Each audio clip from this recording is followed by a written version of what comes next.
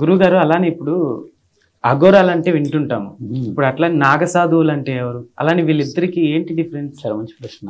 నాగసాధువులు అంటే మీ ఉద్దేశం ప్రకారంగా ఎవరంటారు? నేను క్యాజువల్ గా విన్నాను కానీ అంటే ఏమనుకుంటారు?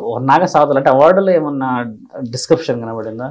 నాగసాధువులు అంటే సర్పానికి సంబంధించిన అంటే నాగసాధువులు ఎవరంటే మిత్ర, అర్ధనగ్నంగా ఉండేవాళ్ళు నాగసాధువులు. అంటే అర్ధనగ్నంగా నాగ అంటే నగ్నంగా ఉండి సాధన చేసేవాళ్ళు నాగసాధువులు. వీళ్ళకి నగ్నంగా ఉండడం ఎందుకు అని అంటే వారు శరీరం మీద ఏది కూడా దుస్తువులు పెట్టుకోదలుచుకోవాలి. ఇప్పుడు అట్లా అనుకుంటే అఘోరాలు కూడా కొంతమంది దుస్తులు ఉంచుకోరు. వాళ్ళు అఘోరాలు కాదు.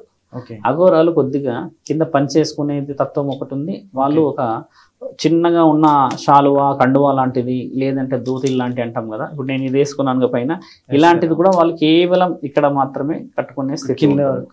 అలా ఎందుకు కట్టుకుంటారు? అది ముఖ్యంగా ఆలోచించాలి.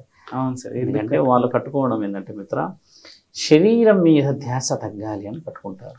ఓకే. ఇప్పుడు నీ హెయిర్ స్టైల్ నా హెయిర్ స్టైల్ చాలా డిఫరెన్స్ ఉంది. ఇప్పుడు నీ హెయిర్ స్టైల్ ఏంటంటే నువ్వు జస్ట్ ఇలా అనేసి వెళ్ళిపోతావు. నేను అలా అనడానికి కాదు, మినిమం దీనికి 1/2 అవర్ కేటాయించాలి. ఎందుకంటే ఇప్పుడు ఈ వేషాధారణకి ప్రయారిటీ ఇవ్వకూడదన్న ఉద్దేశంతో శరీరాన్ని వదిలేశారు వాళ్ళు.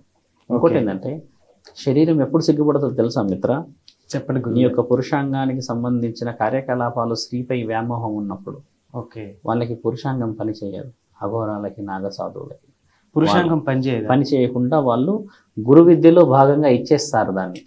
నాకు ఒక స్త్రీ అంటే తల్లి అని, నాకు ఒక స్త్రీ అంటే ఒక బిడ్డ అని, నాకు ఒక స్త్రీ అంటే అక్క చెల్లి అని, భారత మాత మా అందరికీ మాత అని చెప్పేసి వీళ్ళ యొక్క గురు విద్యలో 12వ సంవత్సరం పురుషాంగాన్ని ఒక కర్రతో కొట్టిపించుకుంటారు. వాళ్ళు కొట్టిపించుకున్నప్పుడు ఆ నరం అక్కడ చనిపోయి ఒక కలయికకి ఒక స్త్రీపై ఒక ధ్యాస రాదు. అలా స్త్రీపై ధ్యాస వచ్చిన వాళ్ళు రాజ్యాన్ని ఏం కాపాడగలరు మిత్ర?